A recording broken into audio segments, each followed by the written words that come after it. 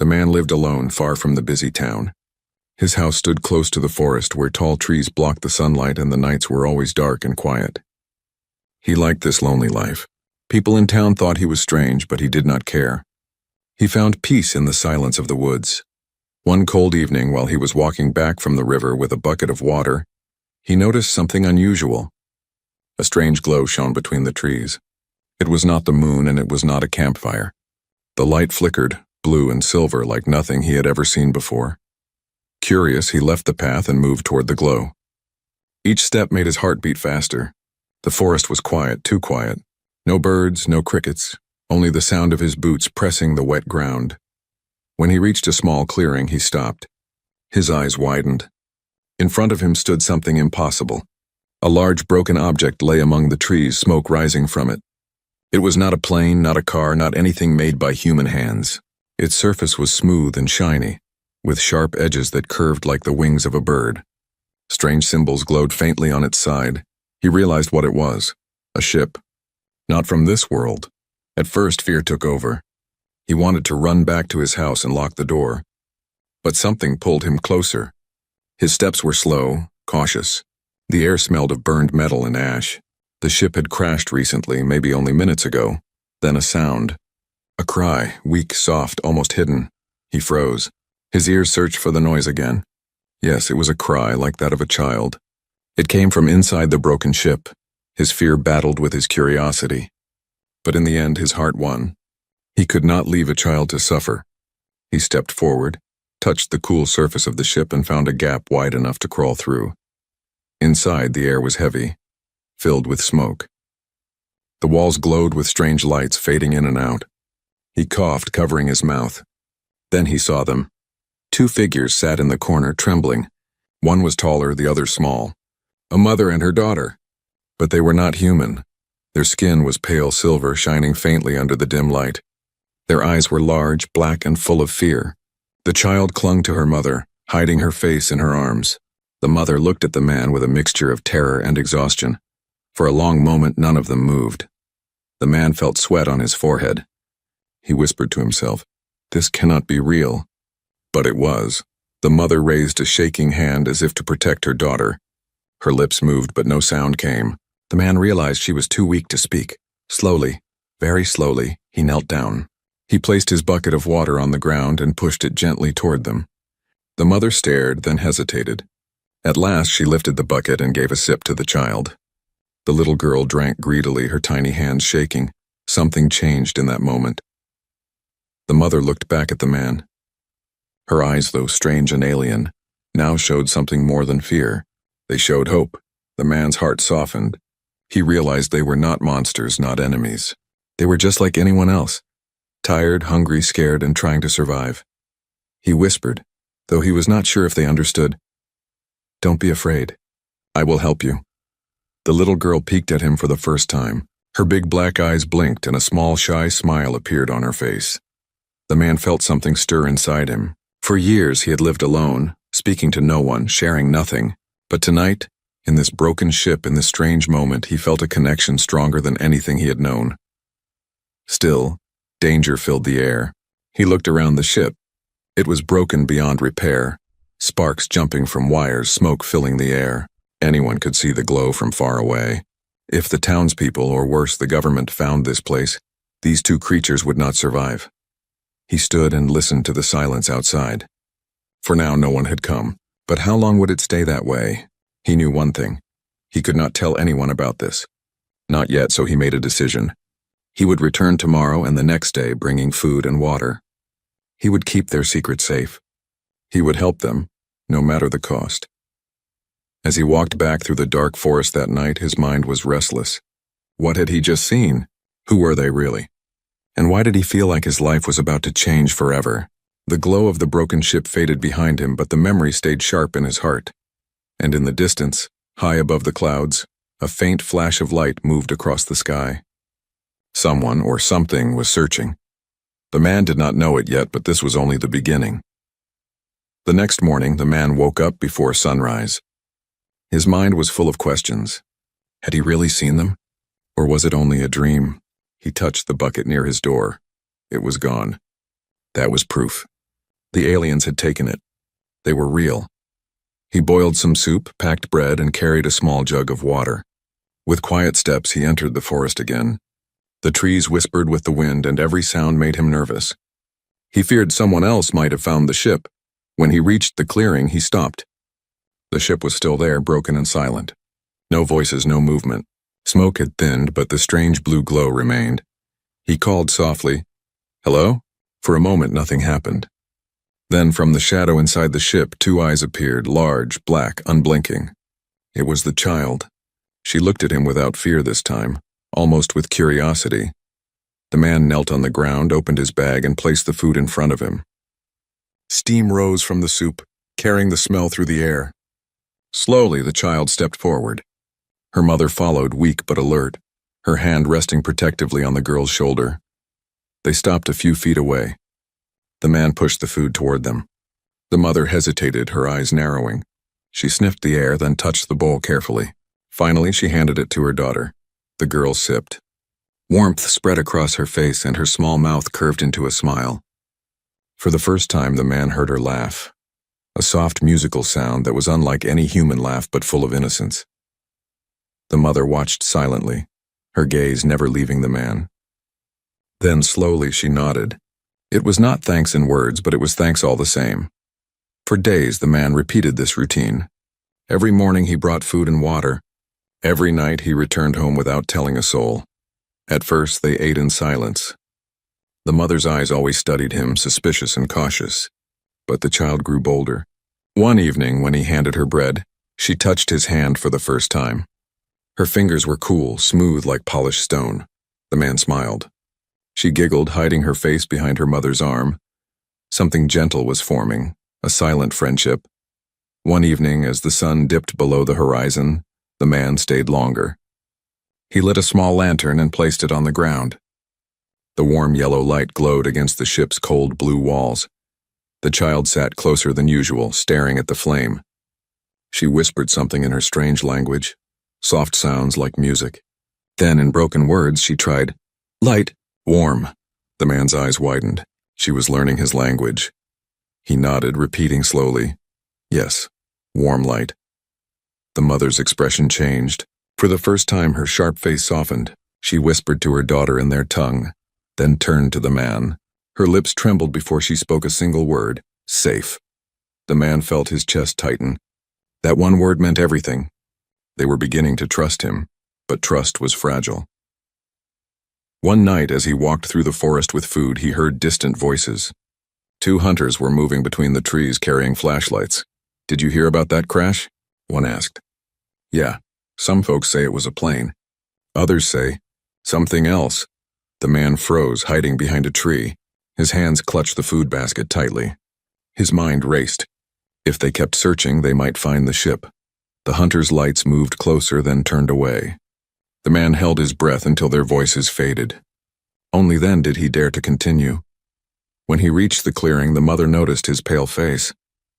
She tilted her head as if asking what was wrong. He whispered, "People are looking." The mother's eyes grew dark with fear. She pulled her daughter close, whispering something in her language. The little girl's smile faded. The warmth of the moment was gone, replaced by cold tension. The man realized this was not just kindness anymore. This was danger. By helping them, he was risking everything, his freedom, maybe even his life. That night, as he left, the girl called out. Her voice was soft but clear, "Friend." The man stopped. He turned, his heart heavy with emotions he could not explain. In her small black eyes, he saw trust, hope, and something more. For years, his life had been empty.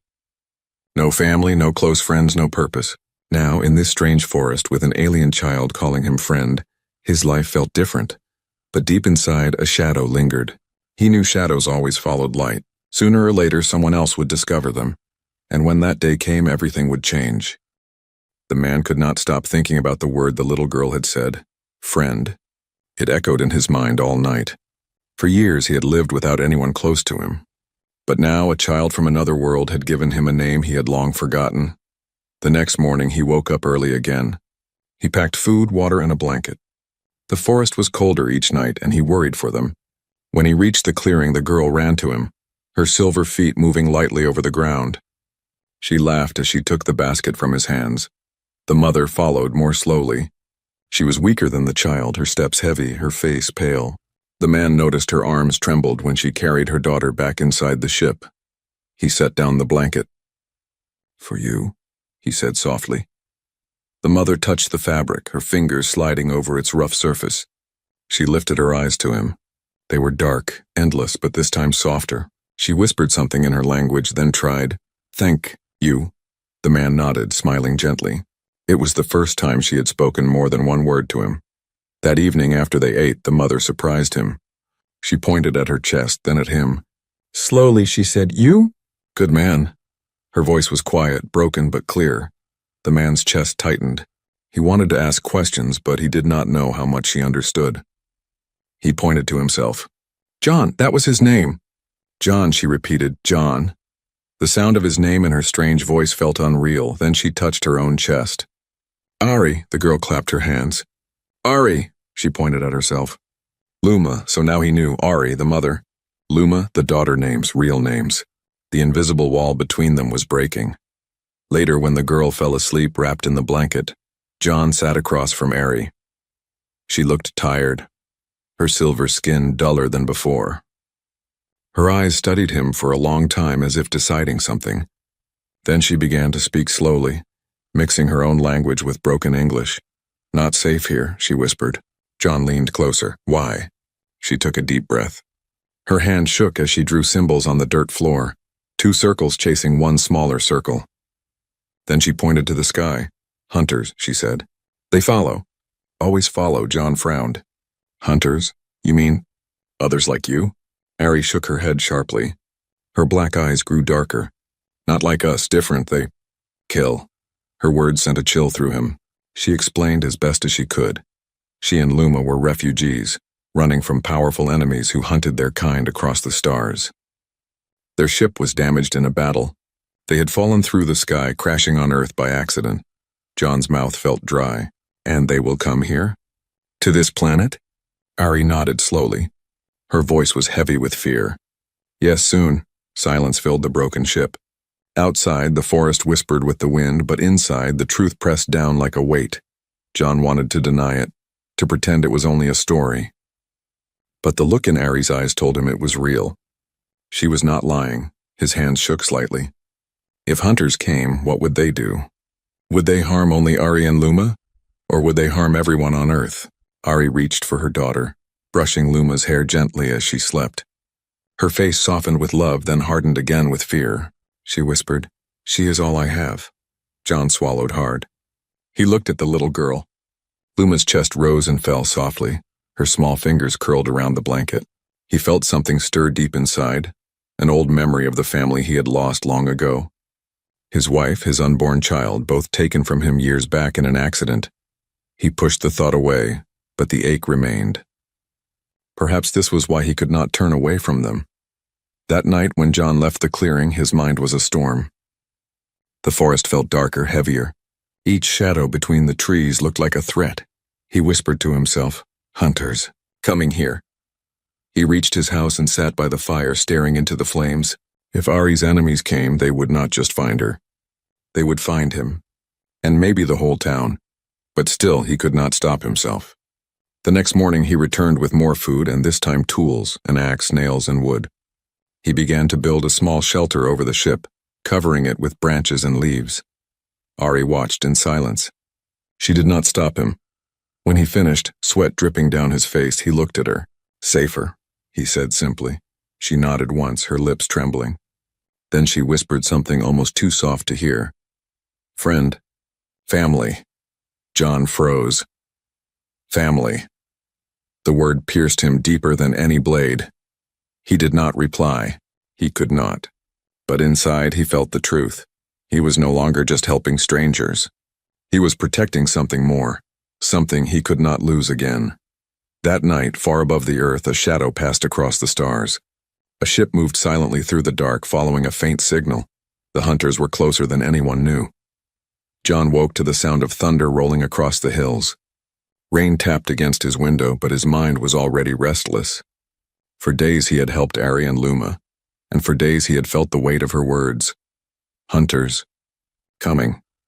That morning he packed food as usual, but before leaving he took something else with him, a small hunting knife. He wasn't sure why. Maybe it was fear, maybe it was instinct. The forest was darker than usual, wet with rain, the air heavy. Each step squelched in the mud. He reached the clearing, but before he called out, he stopped. The ship was quiet, hidden under the branches he had placed. But something felt wrong. The silence was too heavy, like the forest was holding its breath. Then he saw them, footprints in the mud. Not his, not Ares or Luma's. Bigger, human. John's heart pounded. He crouched low, scanning the trees.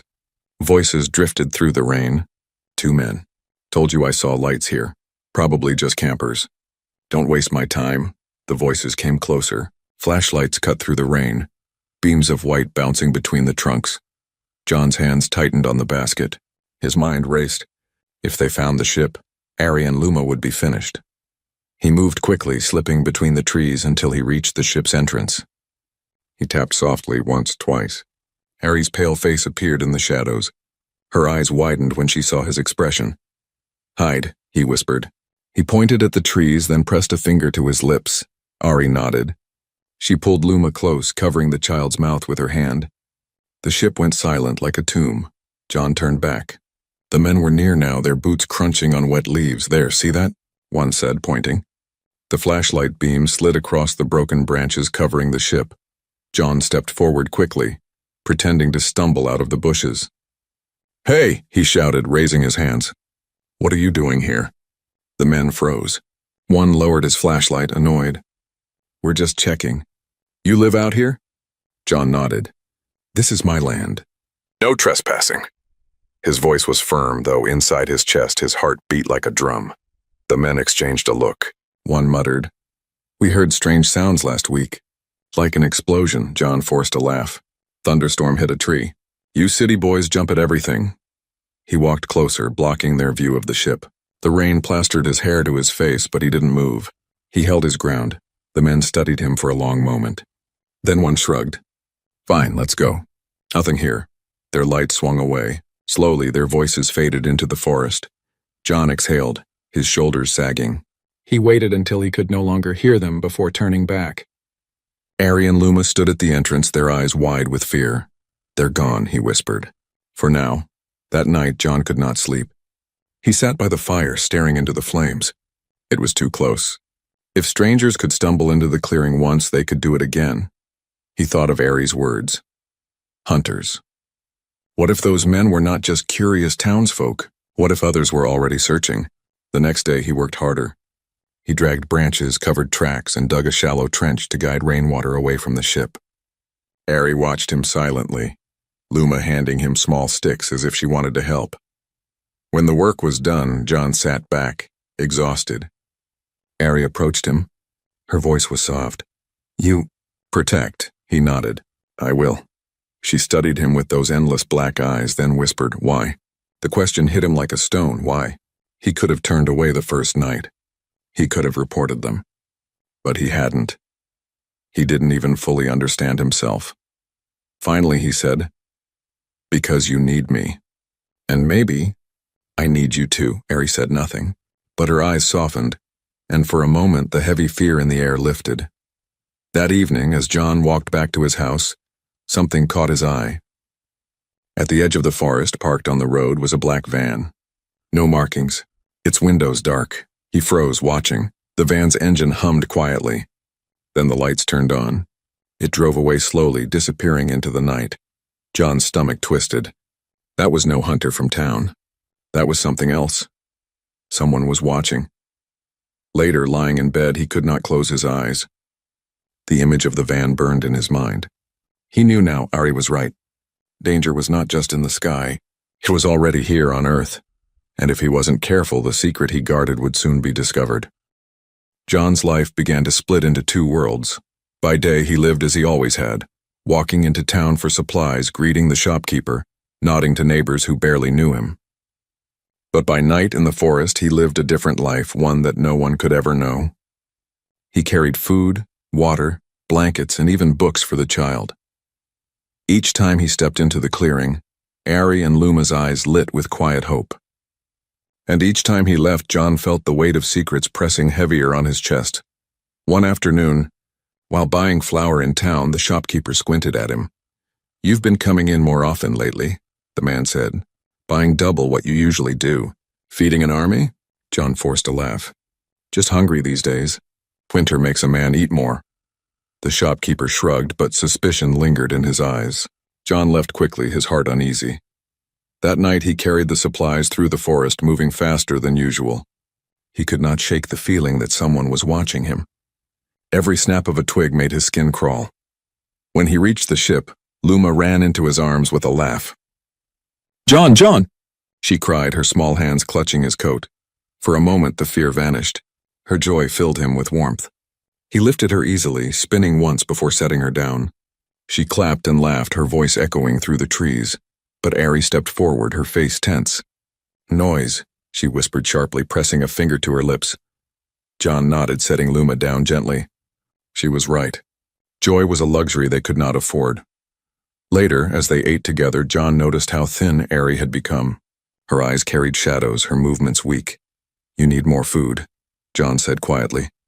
Ari shook her head. "Luma first," John frowned. He slid his bowl toward her. "Eat." She hesitated, then slowly began to eat. Their eyes met across the dim glow of the lantern, and for a moment, something unspoken passed between them. Trust, gratitude, something deeper. But the world outside was closing in. One evening, as John left the forest, he nearly ran into a neighbor walking with his dog. "Evening. John," the man said, raising a brow. "Out late again? You've been wandering the woods a lot these days." John forced a smile. "Hunting rabbits." The neighbor's dog sniffed the air, pulling at the leash. The man chuckled. "Well, if you find any, share with me." "Haven't seen much game lately." John nodded quickly and walked on, his hands trembling inside his coat pockets. He hated lying, but he hated the thought of Ari and Luma being discovered even more. The more he lied, the more the danger grew. One night he arrived to find Ari pacing outside the ship. Her black eyes shimmered in the lantern's glow. "People near," she whispered. "Voices," John stiffened. "When?" "Last night, men." "Watching." John's chest tightened. He remembered the black van he had seen near the road. Whoever they were, they hadn't gone far. He looked at Ari, at the fear in her eyes.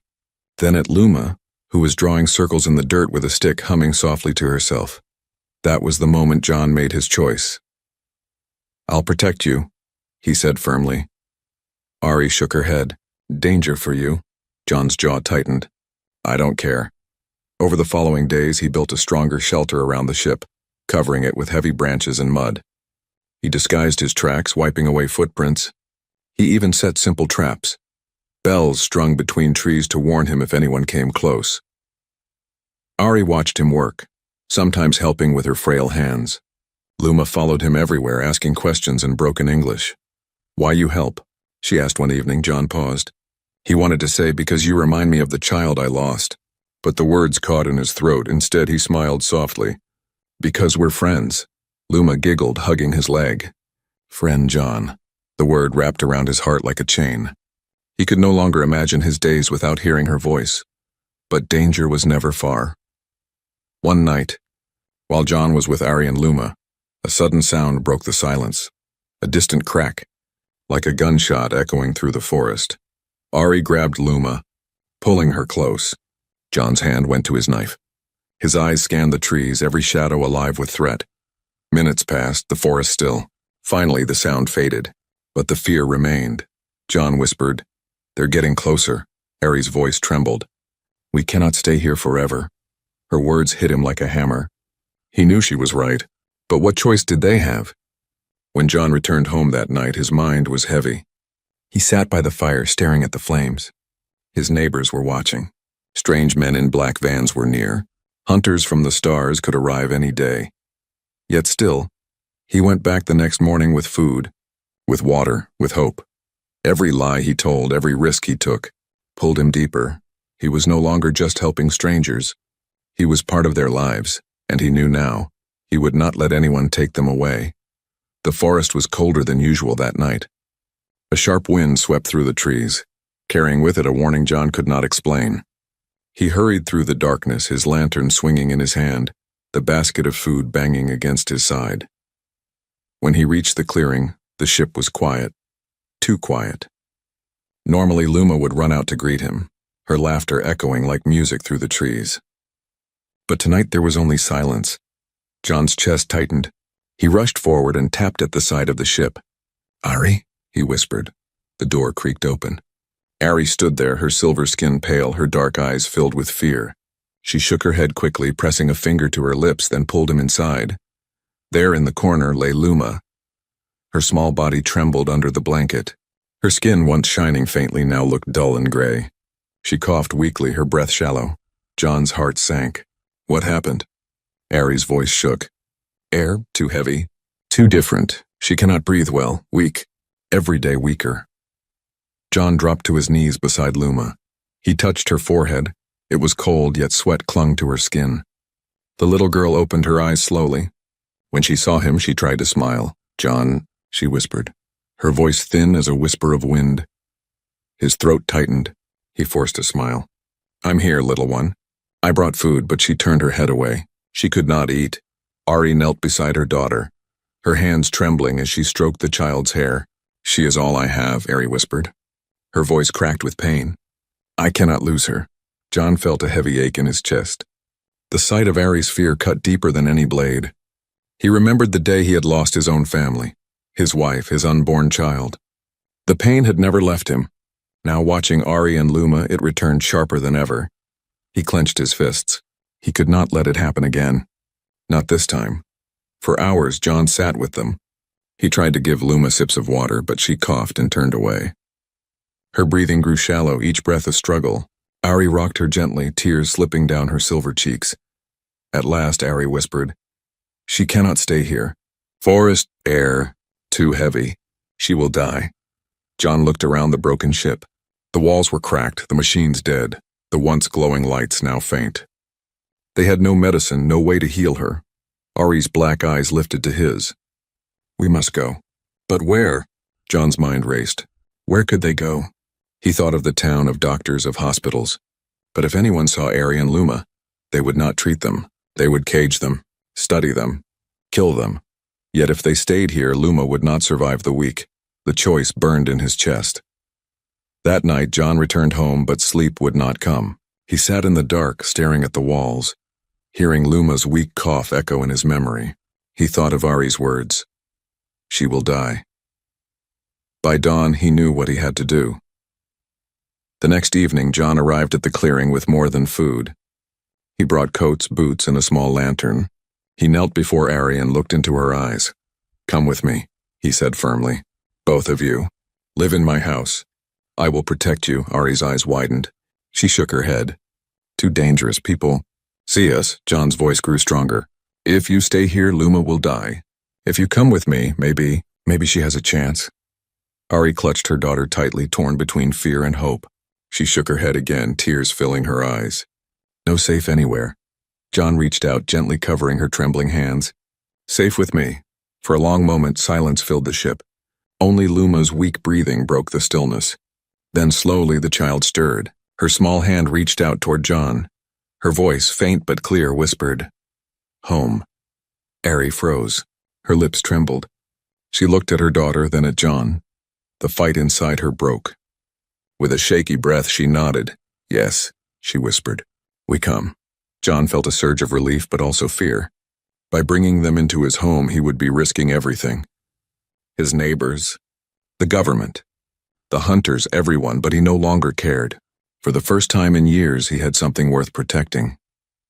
As he helped Ari wrap Luma in the blanket and lifted her small, trembling body into his arms, he whispered to himself, "This is the day everything changes." Outside, the forest was silent. But far above, in the endless dark of space, shadows moved. The hunters were still searching, and soon their eyes would turn to earth. The night was dark and heavy with fog when John carried Luma through the forest. She was light in his arms, too light, her small frame wrapped in blankets. Ari walked beside him, silent and tense, her black eyes scanning the shadows. Each step felt like a drumbeat in John's chest. He had walked this path many times before, but tonight it felt different. Tonight he was not alone. He was leading them away from the forest, away from the broken ship toward his home. The decision was final. There was no turning back. When they reached the edge of the woods, John paused. His small wooden house stood in the clearing, smoke drifting softly from the chimney. Warm light glowed through the windows. It had always been a lonely place, cold with silence. But tonight it looked different, like a refuge. He glanced at Ari. "This is it. My home." Ari hesitated, holding Luma's hand. Her face was full of doubt, but also a flicker of hope. For the first time, she stepped out of the forest and onto the open ground. Inside, John lit the fire higher and laid Luma on the bed. The child coughed weakly, but the warmth seemed to ease her shivering. Ari sat close, holding her daughter's hand tightly. John boiled water, mixing herbs as best as he could.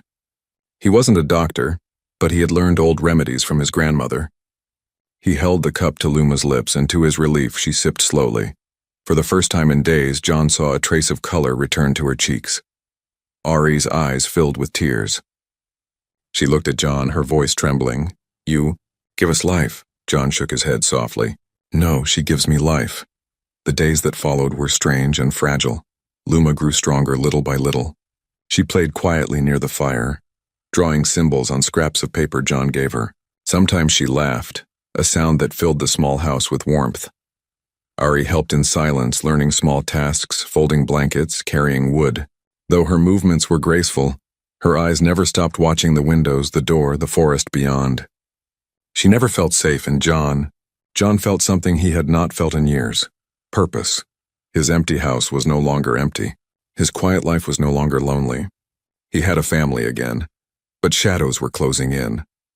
One evening, as John stepped outside to chop wood, he saw it again. A van parked at the edge of the distant road. Dark windows. No movement. Watching. His grip tightened on the axe. His pulse quickened. Whoever they were, they had not given up. That night, he told Ari. She grew pale, her voice shaking. "They come. First men, then hunters." John swallowed hard. He looked at Luma, who slept peacefully by the fire. Then at Ari, whose eyes carried both fear and trust. He said the words he had already promised himself. "I'll keep you safe." No matter what. The following days grew heavier. Strange sounds in the night.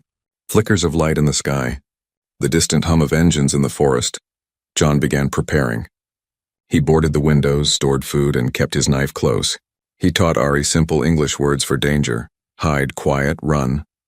But in his heart, he knew walls of wood could not stop what was coming. The storm broke one night. John was woken by Luma's scream. He bolted up, knife in hand. Outside, bright white lights cut through the fog, sweeping across the clearing. Engines roared. The van. More than one this time. Ari clutched Luma tightly. Her voice was urgent. "They found us." John grabbed his lantern and knife. "Stay here. Don't move." He stepped outside. The night was alive with light. Men moved between the trees, dark figures carrying weapons. "Houses here," one of them shouted. John's breath burned in his chest. He knew he couldn't fight them all. But he also knew one thing. He would not let them take Ari and Luma. He stood tall in the doorway, blocking the path. "No one's here but me," he shouted. The men ignored him, spreading out. Their flashlights swung toward the windows. Inside, Ari held Luma close, whispering soft words in her own language. The child trembled, but her eyes stayed on John through the crack in the door. For a moment, time slowed.